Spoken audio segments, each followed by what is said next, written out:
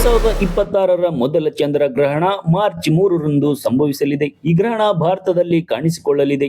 ಎಷ್ಟು ಗಂಟೆಗೆ ಕಾಣಿಸಿಕೊಳ್ಳಲಿದೆ? ಕರ್ನಾಟಕದಲ್ಲಿ ಏನೆಲ್ಲ ಸೂತ್ರಗಳನ್ನ ಪಾಲಿಸಬೇಕು, ಏನು ಮಾಡಬಾರ್ದು, ಏನು ಮಾಡಬೇಕು, ಇದರ ಸೂತಕ ಕಾಲವನ್ನ ಕೂಡ ಆಚರಿಸಲಾಗುತ್ತೆ. ಹಾಗಾದ್ರೆ ಚಂದ್ರಗ್ರಹಣ ಸೂತಕ ಯಾವಾಗ ಆರಂಭವಾಗುತ್ತೆ ಎನ್ನುವುದನ್ನ ಕೂಡ ಇಲ್ಲಿ ನೋಡ್ತಾ ಹೋಗೋಣ. ಭಾರತದಲ್ಲಿ ಚಂದ್ರಗ್ರಹಣ ಯಾವಾಗ? ವಿಜ್ಞಾನಿಗಳ ಪ್ರಕಾರ ಸೂರ್ಯ ಮತ್ತು ಚಂದ್ರನ ನಡುವೆ ಭೂಮಿ ಬಂದಾಗ ಭೂಮಿಯ ನೆರಳು ಚಂದ್ರನ ಮೇಲೆ ಬೀಳುತ್ತೆ. ಇದನ್ನೇ ಚಂದ್ರಗ್ರಹಣ ಎಂತಾರೆ. ಇದು ಒಂದು ಸಾಮಾನ್ಯ ಖಗೋಳ ವಿದ್ಯಮಾನವಾದರೂ ಭಾರತದಲ್ಲಿ ಇದನ್ನ ಧರ್ಮ ಮತ್ತು ಜ್ಯೋತಿಷ್ಯದ ದೃಷ್ಟಿಯಿಂದ ನೋಡಲಾಗುತ್ತದೆ. 2026ರ ಮೊದಲ ಚಂದ್ರಗ್ರಹಣ ಮಾರ್ಚ್ 3ರಂದು ಸಂಭವಿಸ್ತಾ ಇರುವುದರಿಂದ ಈ ಗ್ರಹಣ ಭಾರತದಲ್ಲೂ ಕಾಣಿಸಿಕೊಳ್ಳಲಿದೆ. ಈ ಸೂತಕದ ನಿಯಮಗಳನ್ನ ಪಾಲಿಸಲಾಗುತ್ತೆ.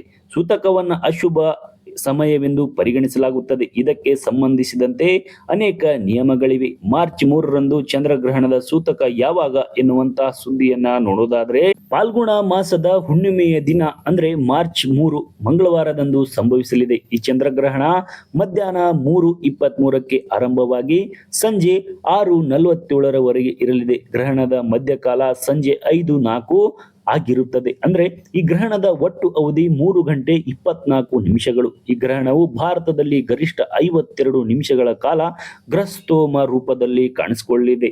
ಹಾಗಾಗಿ ಚಂದ್ರಗ್ರಹಣದ ಸೂತಕ ಏನು ಅನ್ನೋದನ್ನ ನೋಡುವುದಾದ್ರೆ, ಚಂದ್ರಗ್ರಹಣದ ಸೂತಕವು ಅಂದ್ರೆ ಮಾರ್ನಿಂಗ್ 9:06ರಿಂದ ಆರಂಭವಾಗಿ ಸಂಜೆ 6:47ರವರೆಗೆ ಇರುತ್ತದೆ. ಅಂದ್ರೆ ಸೂತಕದ ಒಟ್ಟು ಅವಧಿ 9 ಗಂಟೆ 41 ನಿಮಿಷಗಳು. ಆದ್ರೆ ಮಕ್ಕಳು, ವೃದ್ಧರು ಮತ್ತು ಅನಾರೋಗ್ಯ ಪೀಡಿತರ ಸೂತಕದ ನಿಯಮಗಳು ಮಧ್ಯಾಹ್ನ 2:56ರಿಂದ ಸಂಜೆ 6:46ರವರೆಗೆ ಮಾತ್ರ ಅನ್ವಯವಾಗುತ್ತದೆ. ಹಾಗಾಗಿ ಇಲ್ಲಿ ಅನಾರೋಗ್ಯ ಪೀಡಿತ ಮತ್ತು ಮಕ್ಕಳು, ಗರ್ಭಿಣಿಯರು ಈ ಕಾಲದಲ್ಲಿ ಸ್ವಲ್ಪ ಸೂಕ್ಷ್ಮತೆಯನ್ನ ವಹಿಸಬೇಕಾಗುತ್ತದೆ. ಮತ್ತೆ ಸೂತಕದ ಸಮಯದಲ್ಲಿ ಏನು ಮಾಡಬಾರದು ಅನ್ನೋದನ್ನ ನೋಡೋದಾದ್ರೆ, ಸೂತಕದ ಸಮಯದಲ್ಲಿ ಏನನ್ನು ತಿನ್ನಬಾರದು ಅಥವಾ ಕುಡಿಯಬಾರದು. ಮಕ್ಕಳು, ವೃದ್ಧರು ಮತ್ತು ಅನಾರೋಗ್ಯ ಪೀಡಿತರಿಗೆ ಈ ನಿಯಮದಿಂದ ವಿನಾಯಿತಿ ಇದೆ. ಸೂತಕದ ಸಮಯದಲ್ಲಿ ಮಲಗಬಾರದು ಮತ್ತು ದೈಹಿಕ ಸಂಪರ್ಕವನ್ನ ಕೂಡ ಇಲ್ಲಿ ಮಾಡಬಾರದು. ಸೂತಕದ ಸಮಯದಲ್ಲಿ ಪೂಜೆ ಪುರಸ್ಕಾರಗಳನ್ನ ಕೂಡ ಮಾಡಬಾರದು. ಆದರೆ ಮಂತ್ರವನ್ನ ಕೂಡ ಜಪಿಸಬಹುದು.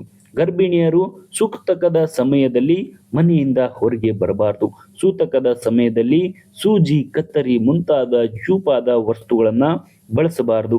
ಹಾಗಾಗಿ ಚಂದ್ರಗ್ರಹಣ ಈಗ ಭಾರತದಲ್ಲಿ ಸಂಭವಿಸ್ತಾ ಇರುವುದರಿಂದ ಸಾಕಷ್ಟು ಸೂತಕ ಅವಧಿಯನ್ನ ಕೂಡ ಹೊಂದಿರುವುದರಿಂದ ಪ್ರಯಾಣ ಮಾಡಬಹುದಾ ಎಂಬ ಪ್ರಶ್ನೆ ಕೂಡ ಇಲ್ಲಿ ಹುಟ್ಟು ಹಾಕುತ್ತದೆ. ಹಾಗಾಗಿ ಅನೇಕರನ್ನ ಕಾಡುತ್ತದೆ. ಶಾಸ್ತ್ರಗಳ ಪ್ರಕಾರ ಗ್ರಹಣ ಕಾಲದಲ್ಲಿ ಕೈಗೊಳ್ಳುವ ಪ್ರಯಾಣವು ಅಡೆತಡೆಗಳಿಂದ ಕೂಡಿರಬಹುದು ಅಥವಾ ಮನಸ್ಸಿನಲ್ಲಿ ಅನಗತ್ಯ ಆತಂಕವನ್ನ ಉಂಟು ಮಾಡಬಹುದು. ಪ್ರಯಾಣವನ್ನ ಕೂಡ ಒಂದು ಶುಭಾರಂಭವೆಂದು ಪರಿಗಣಿಸಲಾಗುವುದರಿಂದ ಗ್ರಹಣದ ನಕಾರಾತ್ಮಕ ಕಂಪನಗಳಿರುವಾಗ ದೂರದ ಪ್ರಯಾಣ ಅಥವಾ ಪ್ರಮುಖ ವ್ಯವಹಾರದ ಪ್ರವಾಸವನ್ನ ತಪ್ಪಿಸುವುದು ಒಂದು ಉತ್ತಮ ಎನ್ನುವಂತಹ ಮಾತು ಕೂಡ ಇರುವಂಥದ್ದು. ಒಂದು ವೇಳೆ ಪ್ರಯಾಣ ಅನಿವಾರ್ಯವಾದರೆ ಏನು ಮಾಡಬೇಕು ಅಂತ ಸಂದರ್ಭದಲ್ಲಿ ಧರ್ಮ ಗ್ರಂಥಗಳು ಭಕ್ತಿಯ ಮಾರ್ಗವನ್ನ ಸೂಚಿಸುತ್ತದೆ. ಮನೆಯಿಂದ ಹೊರಡುವ ಮುನ್ನ ಇಷ್ಟ ದೈವತೆಗಳನ್ನ ಸ್ಮರಿಸಿ ಮನಸ್ಸಿನಲ್ಲಿ ಧನಾತ್ಮಕ ಆಲೋಚನೆಗಳನ್ನ ಇಟ್ಟುಕೊಳ್ಳಬೇಕು. ಪ್ರಯಾಣ ಮುಗಿಸಿ ಮನೆಗೆ ಬಂದ ನಂತರ ಸ್ನಾನ ಮಾಡಿ ಶುಭ ವಸ್ತ್ರ ಧರಿಸಿ ಪ್ರಾರ್ಥನೆ ಸಲ್ಲಿಸುವುದರಿಂದ ಗ್ರಹಣದ ನಕಾರಾತ್ಮಕ ಪ್ರಭಾವಗಳು ಕಡಿಮೆಯಾಗುತ್ತದೆ ಎಂಬ ವಿಶ್ವಾಸ ಕೂಡ ಇರುವಂಥದ್ದು. ಗ್ರಹಣದ ಸಮಯದಲ್ಲಿ ವ್ಯರ್ಥ ಅಲೆದಾಟ ಬದಲು ಜಪ, ಧ್ಯಾನ ಮತ್ತು ದಾನ ಕಾರ್ಯಗಳಲ್ಲಿ ತೊಡಗಿಸುವುದು ಮುಖ್ಯ ಎಂದು ತಜ್ಞರು ಹೇಳ್ತಾ ಇರುವಂಥದ್ದು. ಇನ್ನು ಈ ಗ್ರಹಣದಿಂದ ಯಾವ ಯಾವ ರಾಶಿಯವರಿಗೆ ಶುಭ ಮತ್ತೆ ಅಶುಭ ಅನ್ನೋದನ್ನ ನೋಡೋದಾದ್ರೆ, ಸಿಂಹ, ಧನು ಮತ್ತು ಮಕರ ರಾಶಿಯವರಿಗೆ ಈ ಗ್ರಹಣವು ವರದಾನವಾಗಲಿದೆ. ಸಿಂಹ ರಾಶಿಯ ವಿದ್ಯಾರ್ಥಿಗಳಿಗೆ ಸ್ಪರ್ಧಾತ್ಮಕ ಪರೀಕ್ಷೆಗಳಲ್ಲಿ ಯಶಸ್ಸು ಸಿಗಲಿದ್ದರೆ, ಧನು ರಾಶಿಯವರಿಗೆ ಆಸ್ತಿ ಮತ್ತು ವಾಹನ ಯೋಗ ಲಭಿಸಲಿದೆ.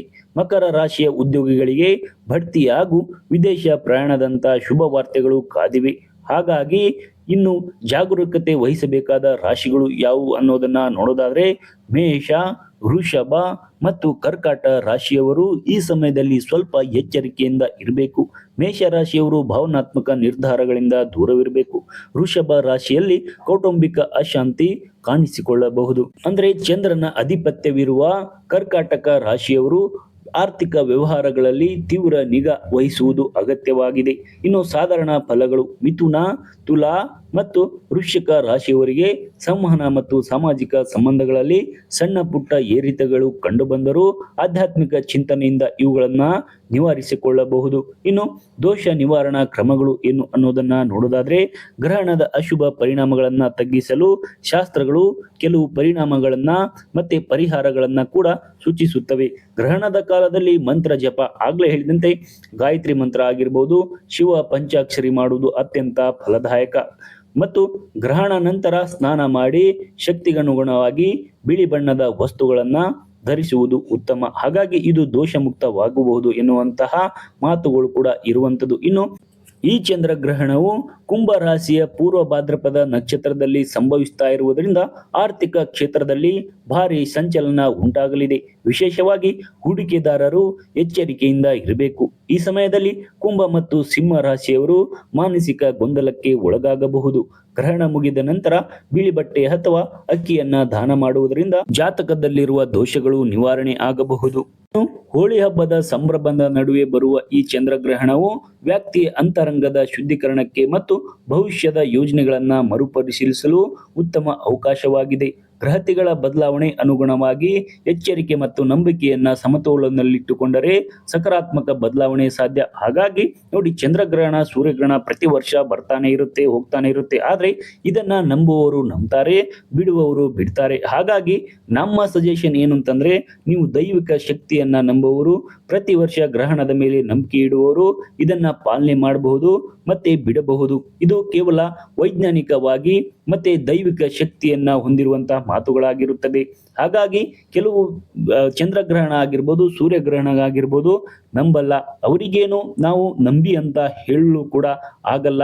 ದೈವಿಕ ಶಕ್ತಿಯನ್ನ ನಂಬುವವರು, ಕೆಲವೊಂದಿಷ್ಟು ಪಾಲನೆ ಮಾಡುವವರು ಇದು ಉತ್ತಮ ಸಮಯ. ಯಾಕಂತಂದ್ರೆ ಚಂದ್ರಗ್ರಹಣ ನಂಬುವವರು ಪಾಲನೆ ಮಾಡ್ತಾರೆ. ಹಾಗಾಗಿ ದೈವಿಕ ಶಕ್ತಿಯನ್ನ ನಂಬುವವರು ಇದನ್ನೇ ಪಾಲನೆ ಮಾಡಿದ್ರೆ ಉತ್ತಮವಾದ ಕೆಲವೊಂದಿಷ್ಟು ಶಾಂತಿಗಳನ್ನ ಕಾಪಾಡ್ಕೊಳ್ಬಹುದು.